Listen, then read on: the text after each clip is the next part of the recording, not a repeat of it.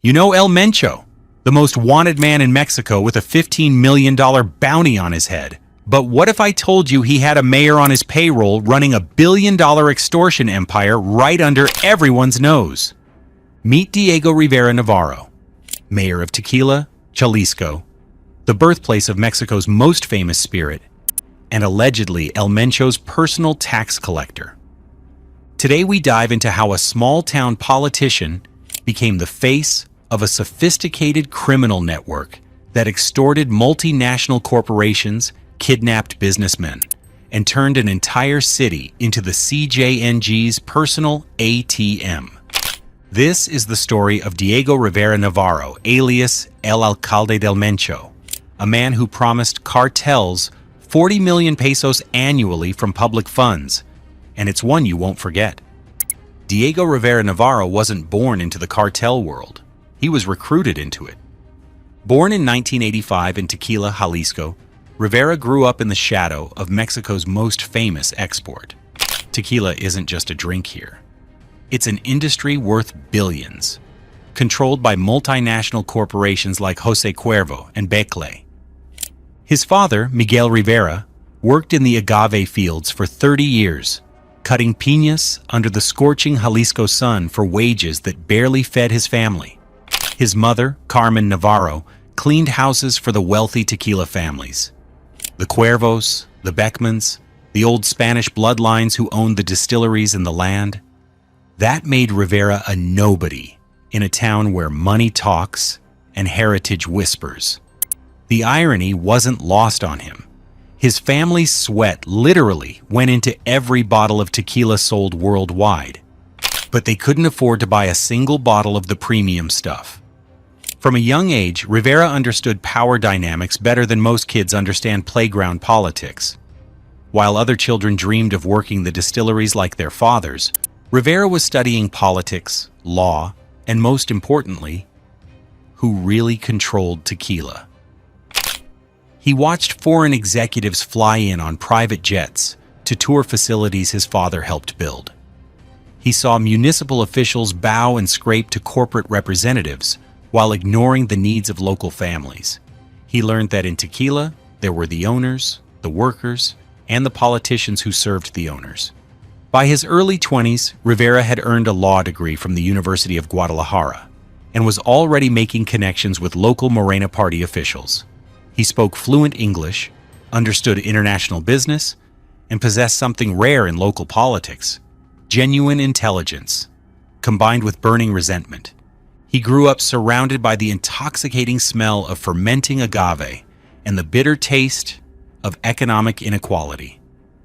Every day he watched billions of dollars worth of tequila leave his hometown while local families struggled to pay rent.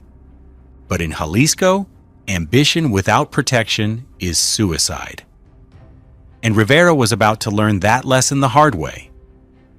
When Rivera was 36, everything changed. It was March 2021, and he was running for city council on the Morena ticket, Mexico's ruling party that promised to fight corruption and serve the people. The race was competitive. 3 candidates from the same party were fighting for the same seat. Rivera was trailing in the polls, his campaign struggling for funding and recognition. His opponents had better connections, more money, and deeper roots in the local political machine. Rivera's campaign was running on fumes. He'd spent his savings on flyers and radio ads, but in a town where politics is personal and loyalty is bought, he was the outsider looking in. Then came the night that would define his political career forever. March 15th, 2021. 2 of Rivera's rival candidates, both from Morena, were dining at La Cantina del Agave, a popular restaurant in Tequila's historic center. It was supposed to be a routine campaign dinner, discussing strategy and voter outreach with their respective teams. The restaurant was busy that Monday night. Families celebrating birthdays, couples on dates, tourists sampling local cuisine. The atmosphere was relaxed, typical for a weeknight in Tequila. At 9:47 p.m., 3 armed men walked into the restaurant. They weren't masked. They didn't shout or wave their weapons. They moved with the calm confidence of people who knew exactly what they were doing. They didn't rob anyone. They didn't hurt the other diners. They didn't even ask for money. They simply walked up to Rivera's two political rivals, men who had been laughing and planning their campaigns just moments before, and took them for 48 hours. Their families called police, filed missing person reports, and begged for information. The local media ran stories about disappeared candidates. Federal authorities were notified. At the Morena Party headquarters in Guadalajara, party officials called it unfortunate but not unprecedented. In Jalisco politics, candidates withdrew for all sorts of reasons: family pressure, financial problems, health issues. But everyone in Tequila knew better. That was more than political maneuvering. It was a message written in the language of fear and delivered with surgical precision. Rivera took it to heart. He won the election unopposed and immediately understood the price of power in Jalisco. Someone had cleared his path, and that someone would expect payment. The question wasn't whether he would pay. It was how much and for how long. After his mysterious electoral victory, Rivera went all in on building relationships with the real power brokers of Jalisco. By 2022, he was already being groomed for higher office, but more importantly, he was already connected to the network that really controlled the region. Not the federal government in Mexico City, not the state government in Guadalajara, but the Jalisco New Generation Cartel and its leader, Nemesio Oseguera Cervantes, El Mencho. Juan Manuel Perez Sosa became public security director, not because he was qualified to fight crime, but because he was qualified to facilitate it. Perez Sosa had connections throughout the CJNG network and would later be identified as the direct intermediary between the mayor's office and cartel leadership. Juan Gabriel Toribio Villarreal took over as director of Cadastre and Property Tax, the perfect position to manipulate property assessments and create artificial tax burdens. Villarreal understood that in Mexico's complex tax system, there were dozens of ways to make life impossible for businesses that didn't cooperate. Isaac Carvajal Villaseñor became Director of Public Works, controlling which businesses could operate, which construction projects got approved, and which companies faced regulatory issues. In a town dependent on tourism and tequila production, Villaseñor held enormous power over the local economy. Diego López Ibarra was appointed as Rivera's chief of staff, handling the financial side of the operation. López Ibarra's job was to ensure that money flowed smoothly from extortion victims to cartel accounts while maintaining the appearance of legitimate municipal finance. In early 2025, Rivera began posting photos of municipal improvements on social media: new roads, renovated buildings, expanded services. The images showed a city government that was actually working, delivering results for residents who had been ignored by previous administrations. In one photo, he's cutting the ribbon on a new municipal complex that officially cost 60 million pesos. The building was impressive: modern architecture, state-of-the-art equipment, spacious offices for municipal workers. What the photo didn't show was that the actual construction cost was probably 20 million pesos. The rest had disappeared into a network of shell companies and inflated contracts. Another photo showed Rivera inaugurating a new water treatment plant that would serve the entire municipality. The project was real, the benefits were tangible, and the residents were grateful. What they didn't know was that the plant had been funded entirely through extortion money collected from local businesses. His supporters called him a visionary, the first mayor in decades who actually delivered on campaign promises. His enemies called him a puppet, but they were careful to keep their criticism private. But fame has a price, and for El Alcalde del Mencho, it came fast and brutally. It's May 4th, 2025, 8 p.m. Even though federal authorities were already investigating municipal corruption in Jalisco, Rivera decided to host a public concert at the Lienzo Charro, in Tequila. The decision would prove to be the biggest mistake of his criminal career. The venue is packed with over 2,000 people. Families with children, tourists visiting the birthplace of tequila, local business owners, municipal employees, all gathered for what was advertised as a cultural celebration featuring Los Alegres del Barranco, a popular regional band known for their traditional Mexican music. What Rivera doesn't know is that federal investigators are watching. They have surveillance teams positioned around the venue, recording equipment monitoring the live stream, and undercover agents in the crowd. What he definitely doesn't know is that this concert will become the smoking gun that destroys his entire operation. According to federal prosecutors, Rivera had promised the CJNG 40 million pesos annually from public funds. But that was just the beginning, the cartel's cut of a much larger operation. Rivera's real innovation was weaponizing municipal bureaucracy. Every business license, every health inspection, every fire safety certificate, every environmental permit became a potential extortion opportunity. Companies that had operated legally for decades suddenly faced impossible regulatory requirements and crushing financial penalties. His primary targets were the tequila producers themselves, multinational corporations with deep pockets and strong incentives to avoid negative publicity.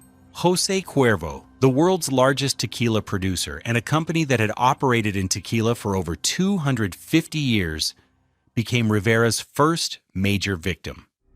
In January 2025, the company received a property tax assessment that was 20 times higher than the previous year. When Cuervo's lawyers protested, Rivera's administration responded with additional fines for environmental violations, zoning infractions, and historical preservation non-compliance.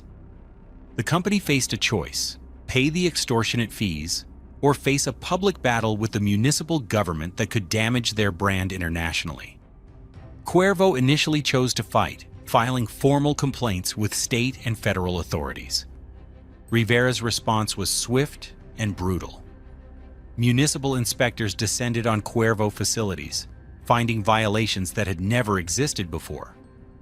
The company was hit with fines exceeding 60 million pesos, around $3.45 million, for infractions that ranged from improper signage to inadequate worker facilities.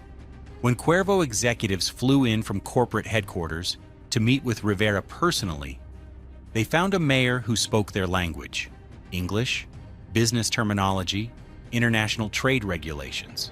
Rivera presented himself as a reasonable politician trying to balance municipal needs with corporate interests. His pitch was simple: tequila deserved a larger share of the profits generated by the tequila industry. The municipality provided infrastructure, security, and cultural authenticity that made the industry possible. In return, companies should contribute more to local development through enhanced municipal partnerships. What he didn't say explicitly, but what everyone understood, was that companies unwilling to participate in these partnerships would face regulatory hell until they changed their minds. Becle, another major tequila producer, faced similar treatment. The company's Maestro Dobel brand had been expanding internationally, generating hundreds of millions in revenue. Rivera's administration suddenly discovered that Becle's facilities violated dozens of municipal ordinances that had never been enforced before. Beer companies operating in the region were charged special municipal fees for everything from water usage to waste disposal. These fees had no legal basis in Mexican law, but challenging them meant months of legal battles while operations were suspended. Smaller businesses faced even worse treatment. Local restaurant owners were told they needed new permits to serve tequila, permits that cost thousands of pesos and took months to process. Tour companies that brought visitors to tequila distilleries suddenly needed cultural heritage licenses that didn't exist in any legal code. But Rivera's most brazen move was personal. In March 2025, he shut down the National Museum of Tequila, a federally protected cultural site that told the story of Mexico's national spirit. The museum had operated for over 20 years, attracting thousands of tourists annually and serving as an important cultural institution. Rivera claimed the building needed structural renovations and modernization upgrades. What he actually did was convert the entire facility into his personal residence. No approval from the National Institute of Anthropology and History, no legal process, no public hearings. He simply moved his family into a building that belonged to the Mexican people. The conversion was elaborate and expensive. Rivera installed luxury furnishings, a private office, a conference room for municipal meetings, and living quarters for his family. The cost of renovations exceeded 15 million pesos, money that came from municipal accounts funded by extortion. Local business owners who refused to pay faced escalating consequences. First came the regulatory harassment, surprise inspections, impossible permit requirements, arbitrary fines. Then came the threats, anonymous phone calls, vandalism, intimidation of employees and customers. One Tequila businessman, whose family had operated a small distillery for 3 generations, was kidnapped in broad daylight after refusing to pay Rivera's demanded municipal development fee of 5 million pesos. The man was held for 72 hours, beaten, and told that his family would be next if he didn't cooperate. When he was released, the businessman immediately paid the fee and never spoke publicly about his ordeal. But federal investigators later interviewed him as part of their case against Rivera, and his testimony provided crucial evidence of the mayor's direct involvement in kidnapping and extortion. According to a city council member's formal complaint filed in October 2025, Rivera openly referred to himself as subordinate to El Mencho during municipal meetings. The council member, who requested anonymity for safety reasons, reported that Rivera would regularly say things like "El Jefe wants this done" or "this comes from above" when discussing municipal policies. In one recorded conversation, Rivera allegedly told his cabinet, "We work for the people of Tequila, but we answer to higher authorities. Everyone needs to understand the chain of command here." At least 10 major companies filed formal complaints against Rivera's administration with state and federal authorities. The pattern was always the same: impossible tax assessments, arbitrary fines, regulatory harassment, and the implicit threat that non-compliance would result in escalating consequences. But the complaints were just the beginning. Federal investigators soon discovered that Rivera's operation extended far beyond simple extortion. Here's one of the wildest facts about Rivera's operation. He was generating more revenue for the CJNG than some of their traditional drug trafficking routes. And he was doing it completely legally until the moment it became completely illegal. Conservative estimates suggest Rivera's extortion network was pulling in over 200 million pesos annually. That's roughly $11.5 million. The promised 40 million to the CJNG was just their cut of a much larger criminal enterprise that had tentacles throughout Jalisco's economy. Federal financial investigators, working with Mexico's Financial Intelligence Unit, traced money flows that revealed the sophisticated nature of Rivera's operation. This wasn't a simple case of a corrupt mayor skimming from municipal accounts. It was a complex money laundering operation that used legitimate government functions to clean cartel money and generate new revenue streams. Here's how it worked. The CJNG would provide cash to shell companies owned by Rivera's associates. These companies would then bid on municipal construction projects at inflated prices. The municipality would award the contracts using money collected through extortion. The shell companies would complete the work using legitimate subcontractors, but at actual costs far below the contract prices. The difference would be split between Rivera's network and the CJNG. The water treatment plant that Rivera inaugurated with such fanfare cost the municipality 45 million pesos. The actual construction cost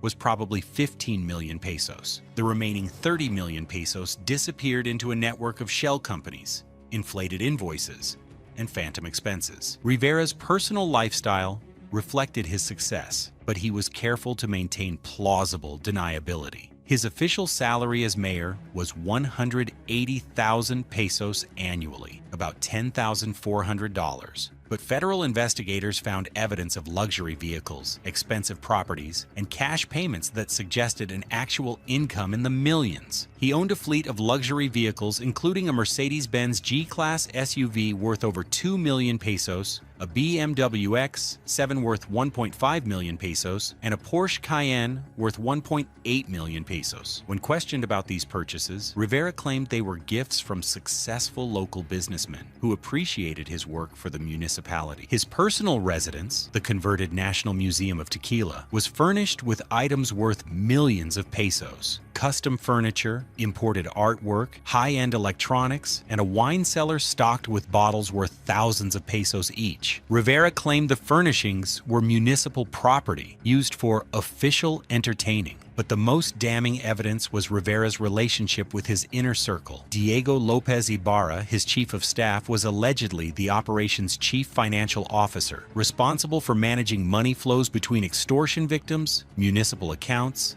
and cartel payments. Lopez Ibarra owned multiple properties in Guadalajara and Puerto Vallarta worth over 50 million pesos combined. His official salary was 120,000 pesos annually, but bank records showed cash deposits totaling millions of pesos over 2 years. Flores Mendoza Severo, known as El Rey Mago, was reportedly the direct CJNG intermediary who ensured that cartel payments were made on time and that Rivera's operation stayed within acceptable parameters. Severo had no official role in municipal government, but he was frequently seen at City Hall and was present at most important municipal meetings. Federal investigators discovered that Rivera's network had generated over 400 million pesos in 2 years, money that flowed through municipal accounts, shell companies, and cash payments to cartel representatives. The operation was so sophisticated that it took federal financial crimes specialists months to trace all the money flows. Rivera had built a criminal enterprise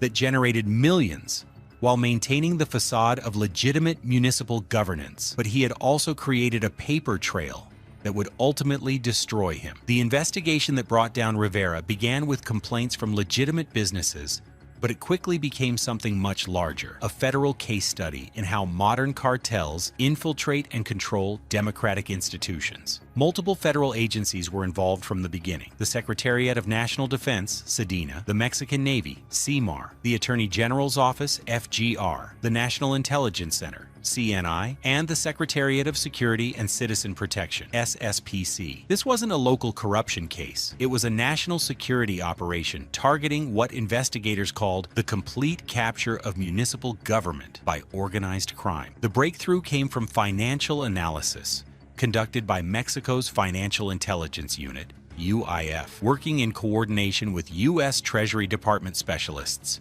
who had experience tracking cartel money laundering operations. Rivera's municipal accounts showed patterns that made no sense for a small city government. Massive cash deposits that couldn't be explained by normal municipal revenue, payments to shell companies for services that were never provided, expenditures that didn't match any legitimate municipal function. But the real smoking gun was the timing. Every major cash deposit into municipal accounts corresponded with complaints filed by local businesses about excessive fines and taxes. The correlation was so precise that investigators could predict when Rivera would make large deposits based on when companies were hit with new violations. The concert in May 2025 provided the public evidence prosecutors needed, but it also triggered an acceleration of the investigation. After the event, Rivera was summoned by Jalisco state prosecutors to explain what he knew about the narco corrido performance. His answers were evasive and contradictory. When asked why he had allowed a band known for cartel songs to perform at a municipal event, Rivera claimed he was unaware of the band's repertoire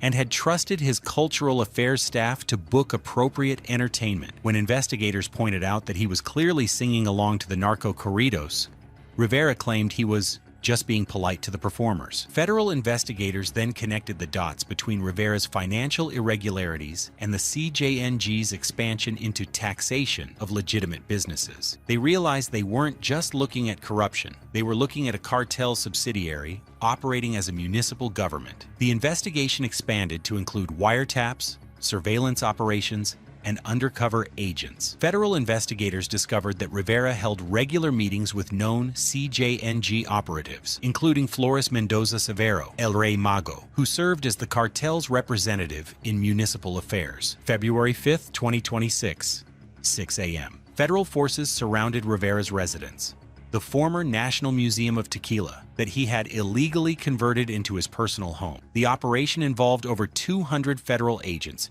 including elite units from Sedena and CMAR. The arrest was part of Operación Enjambre, Operation Swarm, a national strategy launched in November 2024 to combat collusion between organized crime and municipal officials. The operation had been planned for months, with federal agents conducting surveillance and gathering evidence while waiting for the optimal moment to strike. Rivera was arrested without incident at 6:23 a.m. as he was leaving his residence for his morning jog. Federal agents had been watching his routine for weeks and knew exactly when and where to intercept him. Simultaneously, federal forces arrested 3 of his top officials: Juan Manuel Perez Sosa, Public Security Director; Juan Gabriel Toribio Villarreal, Director of Cadastre and Property Tax; and Isaac Carvajal Villaseñor, Director of Public Works.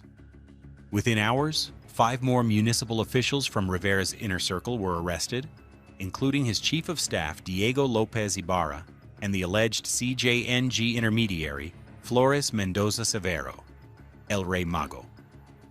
The arrests were coordinated to prevent any of the suspects from warning others or destroying evidence.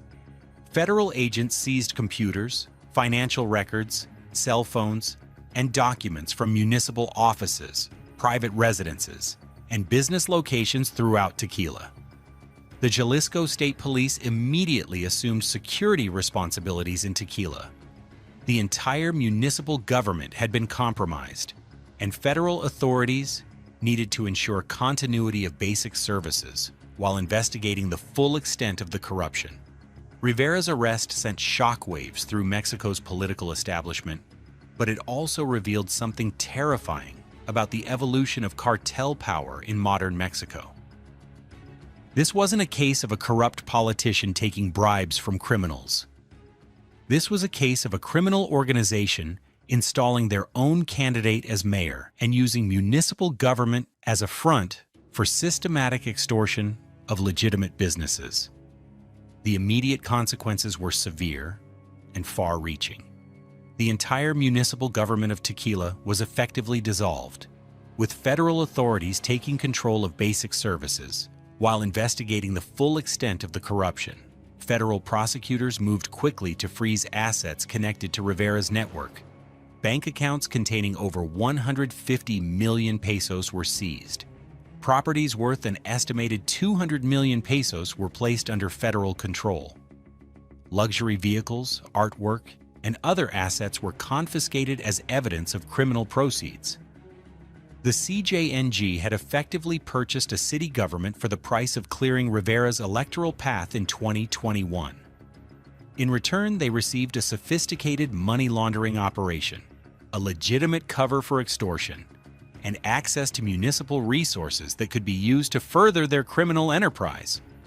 But the consequences extended far beyond Rivera's personal network. Federal prosecutors launched investigations into similar arrangements in other municipalities across Jalisco and beyond. Rivera's case became a template for understanding how cartels are evolving from drug trafficking organizations into comprehensive criminal enterprises that control territory through legitimate political power. The companies Rivera extorted immediately began filing civil lawsuits seeking damages.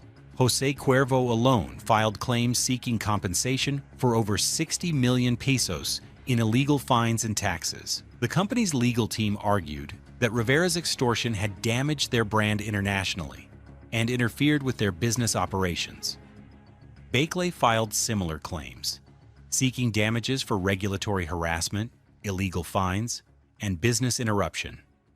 The company estimated that Rivera's extortion had cost them over 40 million pesos in direct payments and lost revenue. Smaller businesses that had been victimized by Rivera's network also began coming forward. Restaurant owners, tour operators, and local service providers filed complaints detailing years of systematic extortion disguised as municipal regulation.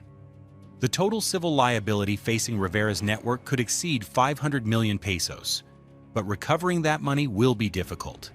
Much of the extorted funds have already been transferred to cartel accounts or spent on luxury items that may be difficult to liquidate. Federal prosecutors are treating Rivera's case as a national security matter rather than simple corruption. The charges include organized crime, money laundering, extortion, kidnapping, and abuse of public office. If convicted on all charges, Rivera could face over 50 years in prison. But here's the most chilling aspect of Rivera's story. He was just one mayor in one small city. Federal investigators have identified similar patterns of cartel infiltration in municipal governments throughout Mexico. In Michoacán, federal authorities arrested the mayor of Aguililla on charges of collaborating with the Jalisco New Generation cartel. In Guerrero, the mayor of Iguala was arrested for connections to local criminal organizations. In Tamaulipas, multiple mayors have been arrested for collaborating with the Gulf Cartel and Los Zetas. Rivera's case proves that the CJNG's strategy of controlling territory through legitimate political power is being replicated throughout Mexico. If they could install and control a municipal government in Tequila, how many other mayors across Mexico are operating similar schemes? The investigation into Rivera's network has also revealed the international dimensions of cartel infiltration. U.S. Treasury Department officials have identified shell companies connected to Rivera's operation that have accounts in American banks. European authorities are investigating tequila importers who may have been victims of Rivera's extortion schemes. El Mencho remains at large with a $15 million bounty on his head. The U.S. government considers him one of the most dangerous criminals in the world, and Rivera's case proves that El Mencho's power extends far beyond drug trafficking. He's building a shadow state within Mexico's legitimate government. Federal authorities estimate that the CJNG now has influence or control over municipal governments in at least 20 Mexican states. The cartel's strategy of infiltrating democratic institutions represents a fundamental threat to Mexican sovereignty and the rule of law. Rivera's arrest was a victory for federal law enforcement, but it also revealed the scope of the problem. If one small city could generate $11.5 million annually for a cartel, imagine what larger municipalities might be worth to criminal organizations. Rivera's story represents a new evolution in organized crime: the complete capture of democratic institutions by criminal enterprises that understand the value of legitimacy. Traditional cartels fought government through violence, corruption, and intimidation.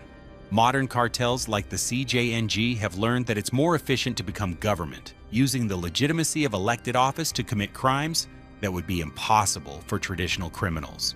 Rivera transformed from a small-town politician with genuine grievances about economic inequality into the face of institutional corruption that threatens the foundation of Mexican democracy. His case proves that in modern Mexico, legitimate authority and criminal power has not just blurred, it has completely disappeared in many regions. The same democratic system that was supposed to provide accountability and representation instead provided cover for systematic extortion and money laundering. Rivera used the legitimacy of elected office, the authority of municipal government, and the trust of citizens to commit crimes on a scale that would have been impossible as a traditional criminal.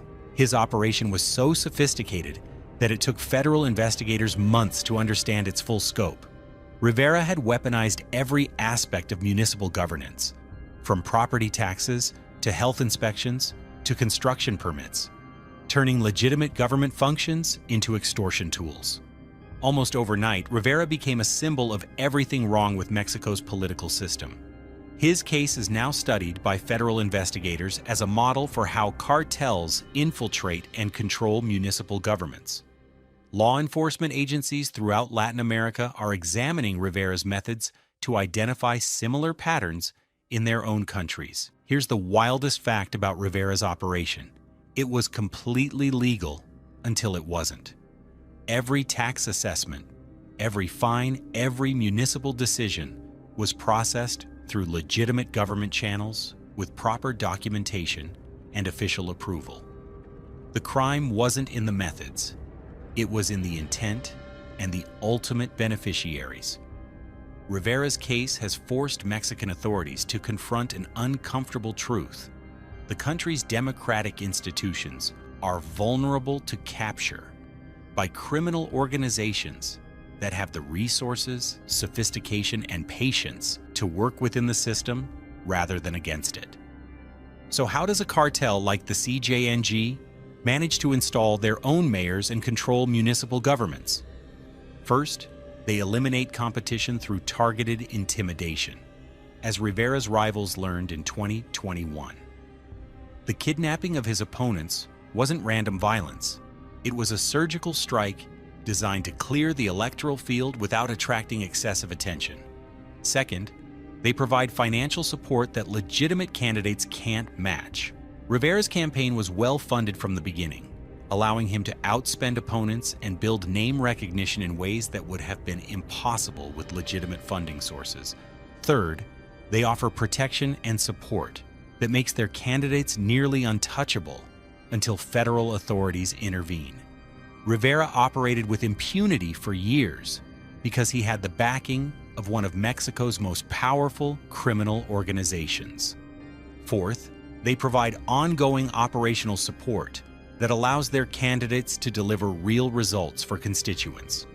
Rivera's infrastructure projects and municipal improvements were genuine benefits for Tequila residents, even though they were funded through criminal proceeds.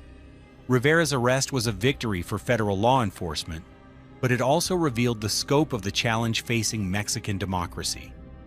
If one small city could generate millions of dollars annually for a cartel while maintaining the appearance of legitimate governance, imagine what larger municipalities might be worth to criminal organizations.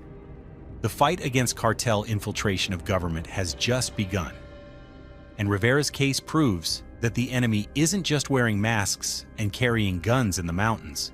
Sometimes they're wearing suits and carrying gavels in city halls throughout Mexico.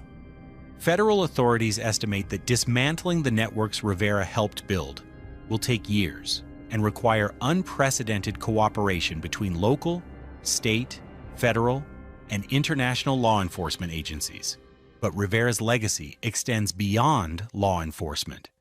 His case has become a cautionary tale about the vulnerability of democratic institutions to capture by well-funded, sophisticated criminal organizations that understand the value of legitimacy and the power of patience.